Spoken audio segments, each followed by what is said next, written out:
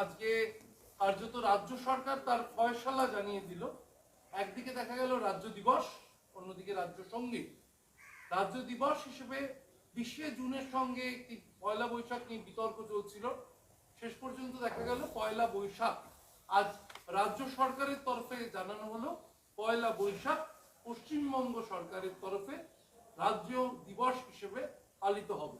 অন্যদিকে রাজ্য সঙ্গীত, যে কোনো সরকারি অনুষ্ঠানে জাতীয় সঙ্গীতের আগে রাজ্য সঙ্গীত পরিবেশন করতে হবে, বাংলার মাটি বাংলার জল।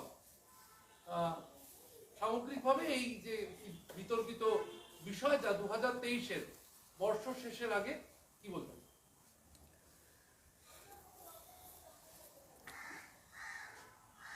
সাম্প্রদায়িক বিভাজনের এবং মৌলবাদের কাছে আত্মসমর্পণের একটা কদর্য উদাহরণ মাত্র। একদিকে রবীন্দ্রনাথ ভাগ্যবান, তিনি অক্ষত আছেন, তার গানটির পরিবর্তন করা হয়নি।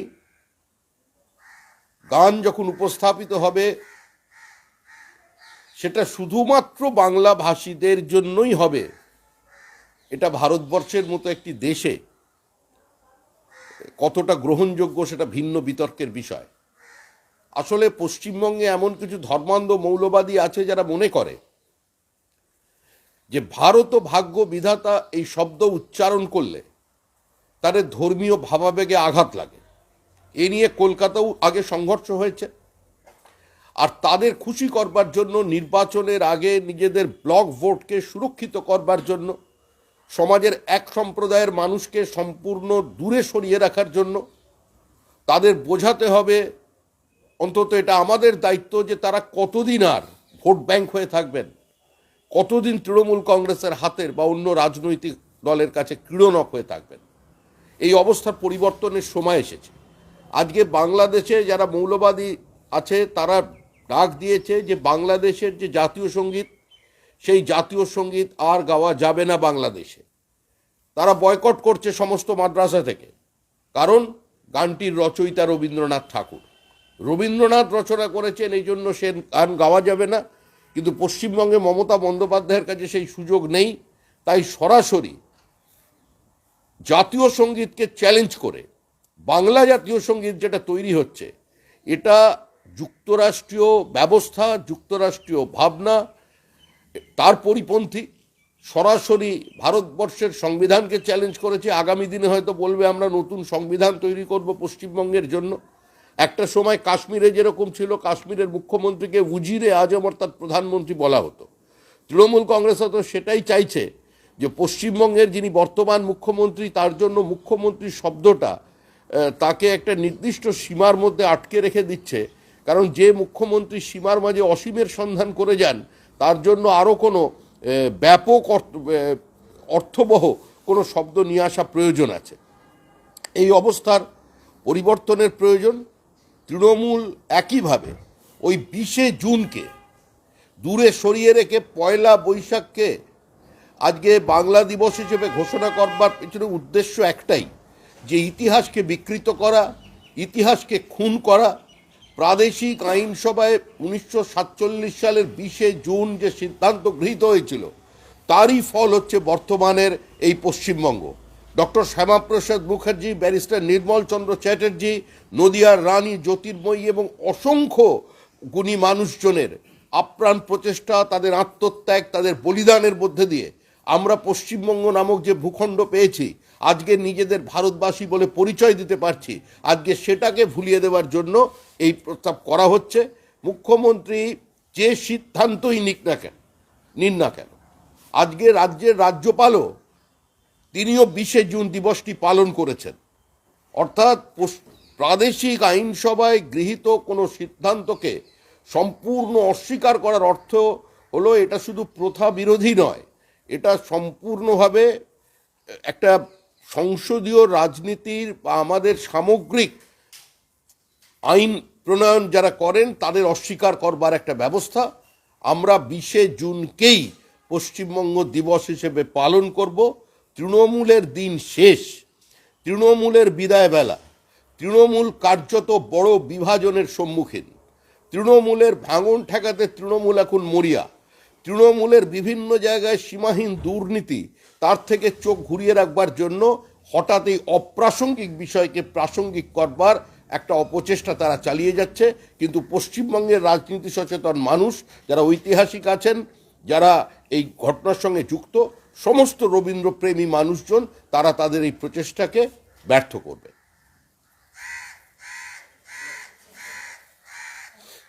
রাজ্য সঙ্গীতের সময় উঠে দাঁড়াতে হবে সকলকে, এমন একটা কথা বলছি। কোনো গানের প্রতি কেউ যদি শ্রদ্ধা পোষণ করতে চায় তিনি উঠে দাঁড়াবেন, কিন্তু এটা তো কার্যত ভারতের জাতীয় সঙ্গীতকেই চ্যালেঞ্জ করা হয়েছে। এটার সঙ্গে রাজ্য সঙ্গীতের কোনো প্রশ্ন আসে না। কর্পোরেটে থিম সং চলে, তো এরকম বিভিন্ন ক্লাবের গান টান আছে, তো এটা অনেকটা সেই রকমই নিয়ে আসছেন ব্যাপারটা। এটা তো কার্যত রবীন্দ্রনাথকেও অসম্মানিত করা হচ্ছে। একই ব্যক্তির দুটি গান, একটি জাতীয় সঙ্গীত এবং আরেকটি বাংলা সঙ্গীত, এটা কোনোদিন কোনো সুস্থ সমাজে, স্বাভাবিক সমাজে হয়েছে বলে অন্তত পৃথিবীর কোনো মানুষ জানে না। কবিতা আজকে সকাল থেকে বিকল্প রাজনীতির পোস্টার রাজ্য জুড়ে, এবং বেশ কিছু দল থেকে এটাও প্রশ্ন করা হচ্ছে যে এই ফান্ডিং এলো কোথা থেকে। এর গোটা ঘটনার পেছনে রয়েছেন কৌস্তব বাগচি। তিনি বলেছেন বাংলায় এই মুহূর্তে সত্যি বিকল্প রাজনীতির প্রয়োজন। বাংলায় বিকল্প রাজনীতি তো প্রয়োজনই আছে। এই সাংস্কৃতিক যে তৈরি হয়েছে, যে রাজনৈতিক সংস্কৃতি তৈরি হয়েছে, এর পরিবর্তনের প্রয়োজন আছে। আর বিকল্প তো একটাই, বিজেপি। তৃণমূলকে প্রত্যাখ্যান করতে হবে, তৃণমূলকে সর্বস্তরে না বলতে হবে, বিজেপিকে ক্ষমতায় নিয়ে আসতে হবে। এই পরিবর্তন রাজ্যে আসু প্রয়োজন, এটাই বিকল্প রাজনীতি। বাঁকুড়া শহর জুড়ে সৌমিত্র খাঁ, আপনাদের সাংসদ, তার বিরুদ্ধে দুর্নীতিমূলক পোস্টার করেছেন। এই দুর্নীতির সঙ্গে সরাসরি জড়িয়ে সৌমিত্র। দেখুন, কেউ কারোর বিরুদ্ধে চারটে পোস্টার দেওয়ালে লাগিয়ে দিতে পারে। সৌমিত্র খান অত্যন্ত পরিশ্রমী, নিষ্ঠাবান একজন রাজনৈতিক কর্মী। সে অক্লান্ত পরিশ্রম করে চলেছে দলের জন্য। সেখানে প্রার্থী কে হবে কে না হবে সেটা পার্টি ঠিক করবে। এখনো পর্যন্ত পশ্চিমবঙ্গে কোনো প্রার্থী তালিকা নেই। কিন্তু সুতরাং কোনো দেওয়ালে পোস্টার মেরে বিজেপির প্রার্থী বানিয়ে দেওয়া যাবে বা প্রার্থীকে পরিবর্তন করে দেওয়া যাবে, এটা সম্ভব নয়।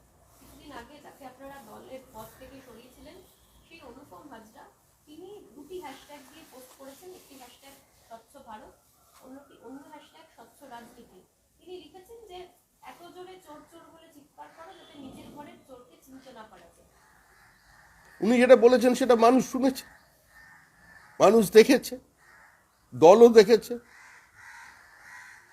সেটা নিয়ে দল বিবেচনা করবে। এই নিয়ে কিছু বলার থাকলে আমাদের দলের রাজ্য সভাপতি ডক্টর সুকান্ত মজুমদার তিনি বলবেন। 4% ডিএনএ খুশি নয় সংগ্রামী যৌথ মঞ্চের অবস্থান বিক্ষোভকারীরা। 4% ডিএ নিয়ে কেউ খুশি নয়, কেউ উচ্ছিষ্টভোগী হতে চান না। সরকার প্রতারণা করেছে ডি আন্দোলনকারীদের সঙ্গে, রাজ্য সরকারি কর্মচারীদের সঙ্গে, পেনশনভোগীদের সঙ্গে। এই সরকারের কেন্দ্রের হারে ডিএ দেবার ক্ষমতা নেই। নতুন সরকার এলে কেন্দ্রের হারে রাজ্য সরকারি কর্মচারীরা ডিএ পাবেন। গতকাল থেকে শরীরটা একটা বিষয় উঠে আসছে যে অভিষেক বন্দ্যোপাধ্যায়, যিনি দেড় মাস ব্যাপী প্রায় অন্তরালে চলে গিয়েছিলেন, তিনি গতকাল দলের অন্দরে বলেছেন যে ডায়মন্ড হারবারের মধ্যেই তিনি তার রাজনৈতিক কর্মকাণ্ড সীমাবদ্ধ রাখতে চান। লোকসভা নির্বাচনের আগে তৃণমূলের সেকেন্ড ইন কমান্ড তিনি অভিমানী হয়েছে বলে বলা হচ্ছে কোনো কোনো সূত্র থেকে। এই বিষয়টাকে কিভাবে বলবেন? এটা কি পাওয়ার শিফটিং নিয়ে আবার কি তৃণমূলে চলছে? এটা পারিবারিক অশান্তি। যে কোনো পরিবারতান্ত্রিক রাজনৈতিক দলে যাদের নির্দিষ্ট কোনো মতাদর্শ নেই, কর্মসূচি নেই, প্রতিক্রিয়ার কারণে ক্ষমতায় চলে আসে, বা কেউ কেউ জাতপাতের নামে ক্ষমতায় চলে আসে, সেখানে এগুলো হয়। এটা পাওয়ার পরিবারে হয়েছে, ঠাকরে পরিবারে হয়েছে, মুলায়ম সিং যাদবের পরিবারে হয়েছে, এখানেও হতে পারে। কিন্তু যেটা আরো গুরুত্বপূর্ণ সেটা হলো প্রতিদিন মুখ্যমন্ত্রীর অথরিটি, যিনি দল তৈরি করেছেন, দলের জন্ম দিয়েছেন, তার অথরিটিকে চ্যালেঞ্জ করা হচ্ছে। মুখ্যমন্ত্রী যে মিটিং ঠিক করে দিচ্ছেন সেই মিটিংয়ে অনুপস্থিত থেকে একটা ঔদ্ধত্য প্রকাশ করছেন তারই দলের বিধায়করা। সেটা স্পষ্ট এটা যে তৃণমূল কংগ্রেস আজকে কোন জায়গায় এসে দাঁড়িয়েছে।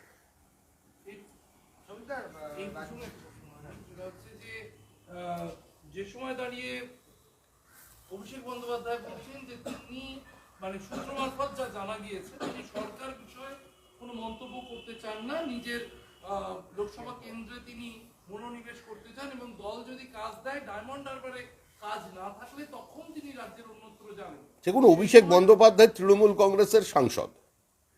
অভিষেক বন্দ্যোপাধ্যায় এর আগে সরকারি ব্যবস্থাকে, পুলিশ প্রশাসনকে ব্যবহার করে তিনি তার দলীয় কর্মসূচি পালন করেছেন।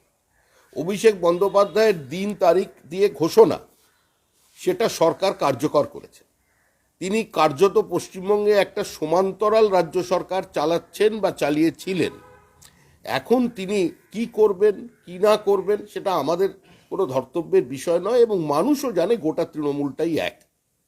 এখন ক্ষমতা হস্তান্তর হবে, আমরা এখানে ওই আবার ডিএল রায়ের চিত্রনাট্য শাহজাহান দেখতে পাবো কিনা সেটা তো সময়ের অপেক্ষা, কিন্তু আমরা মনে করি এই সরকারটা 2026 পর্যন্ত থাকবে না। এই সময় দাঁড়িয়ে একটা খবর আসছে যে 2, 3, 4 মমতা বন্দ্যোপাধ্যায় তার প্রশাসনিক যা কর্মসূচি ছিল তা পিছিয়ে দিয়েছেন, স্থগিত করেছেন বলে জানা যাচ্ছে। দেখুন, মমতা বন্দ্যোপাধ্যায় তার কর্মসূচি পিছিয়ে দিতে পারেন। আমাদের সঙ্গে মমতা বন্দ্যোপাধ্যায়ের লড়াই হচ্ছে রাজনৈতিক লড়াই। আমরা রাজনীতিগতভাবেই তৃণমূল কংগ্রেসকে আগামী লোকসভা নির্বাচনে হারিয়ে দেব, এবং তৃণমূল কংগ্রেসের বিদায়ের সূচনা হবে ওই 2024-এর মাঝামাঝি সময় থেকেই। রাজ্য প্রশাসনে একটা বদল ঘটানো হয়েছে, সেখানে মুখ্য সচিব করা হয়েছে বিপি গোপালিকাকে, এবং হরেকৃষ্ণ দ্বিবেদী যিনি মুখ্য সচিব ছিলেন তিনি মুখ্যমন্ত্রীর আর্থিক উপদেষ্টা হিসেবে তিনি করলেন, এবং নন্দিনী চক্রবর্তী যাকে নিয়ে এত বিতর্ক হয়েছিল, রাজভবন সংঘাত তৈরি হয়েছিল, সেই নন্দিনী চক্রবর্তীকে স্বরাষ্ট্র সচিব করা হবে। মানে যেরকম চলছে পশ্চিমবঙ্গ সরকার সেরকমই চলবে। চাল চুরি, ডাল চুরি, বালি চুরি, তার সঙ্গে পাথর চুরি এগুলোও চলবে, চাকরি বিক্রি চলবে, গণতান্ত্রিক ব্যবস্থাকে বাজেয়াপ্ত করা চলবে, যুক্তরাষ্ট্রীয় কাঠামোকে চ্যালেঞ্জ করে দেওয়া হবে। এ থেকে যাতে পরবর্তী প্রশাসক যারা আসছে তারা বিচ্যুত না হয় সেই জন্য এক্সটেনশন দিয়ে তাদের রেখে দেওয়া হয়েছে। আর নন্দিনী চক্রবর্তীর স্বচ্ছতা নিয়ে তো প্রত্যেকটা মানুষেরই জানা। রাজ্যপাল ভবনে গিয়ে তিনি যা করেছিলেন তার কারণে রাজ্যপালও তাকে সরাতে বাধ্য হয়েছিলেন, সেই জন্য তিনি আরও বিশ্বস্ত হয়েছেন। তো স্বরাষ্ট্র মন্ত্রকের মতো একটি গুরুত্বপূর্ণ সচিবের জায়গায় তাকে সচিব করে দেওয়া হয়েছে। এর অর্থ থেকেই পরিষ্কার যে তৃণমূল কংগ্রেস কিভাবে সরকার চালাচ্ছে এবং ভবিষ্যতে কিভাবে চলবে। বছরের শেষ দিনে ফেস্টিভ্যাল মুডে রাজ্যবাসী আনন্দের মাঝে গান্ধী মূর্তির পাশে রয়েছে এসএলএসসি চাকরি প্রার্থীরা। 22 দিন ধরে বিক্ষোভ এসএলএসসি চাকরি প্রার্থীদের। নতুন বছরে তাদের দাবি পূর্ণ হবে আশাবাদী চাকরি প্রার্থীরা। কি বলবেন? নতুন বছরে যদি সরকার চলে যায় তাহলে তাদের আশা পূর্ণ হবে। আমরা এখনো বলছি 2026 পর্যন্ত তৃণমূলের সরকার চলবে না, কারণ এই সরকারের সরকারি কর্মচারীদের ডিএ দেওয়ার ক্ষমতা নেই। যাদের মেধা প্রতারিত হয়েছে, যাদের মেধাকে বাজারে আলু পটলের মতো বিক্রি করে দেওয়া হয়েছে, তাদের সুবিচার দেওয়ার মতো অবস্থা নেই। এই সরকার স্বচ্ছতার সঙ্গে কোনো নিয়োগ করতে পারবে না। এই সরকার কোনো সমস্যাকে সরাসরি অ্যাড্রেস করতে পারবে না। কখনো বাড়িতে ডাকবেন, কখনো অফিসে ডাকবেন, ডেকে প্রতিশ্রুতি দেবেন, তারপরে যারা বৈঠক করবেন তারা বলেছিল না আমার ইচ্ছে ছিল না বসার। এভাবে মানুষের আবেগের সঙ্গে, তাদের চোখের জলের সঙ্গে প্রতারণা করা হচ্ছে। আরও এক তৃণমূল বিধায়কের আয়কর নোটিশ বাইরনের পর উত্তম বাড়ি। বছরের শেষ দিনে আয়করের নোটিশ পূর্ব মেদিনীপুর জেলার পরিষদের সভাপতিকে, নোটিশ পটাশপুরের বিধায়ককেও আয়কর জমা দেওয়ার ক্ষেত্রে গরমিলের অভিযোগ। কি বলবেন? প্রচুর সম্পত্তি যদি থাকে, আয় বহির্ভূত সম্পত্তি যদি হয়ে থাকে তাহলে আয়কর নোটিশ দেবে। ঠিকঠাক রিটার্ন দিলে দিত না। আয়কর তো সারা বছর ধরেই নোটিশ দেয়, বিভিন্ন ব্যবসায়ীকে দেয়, বিভিন্ন রাজনৈতিক তথাকথিত নেতাদের দেয়, যাদের সমাজ সেবা করে যারা কোটি কোটি টাকা রোজগার করেছেন তাদের দেয়। তৃণমূল কংগ্রেসে তো সমাজসেবী ভর্তি, পেশা সমাজসেবী। সম্পত্তির পরিমাণ 22 কোটি, এটাই তো চলছে। মাওবাদী সন্দেহে গ্রেপ্তার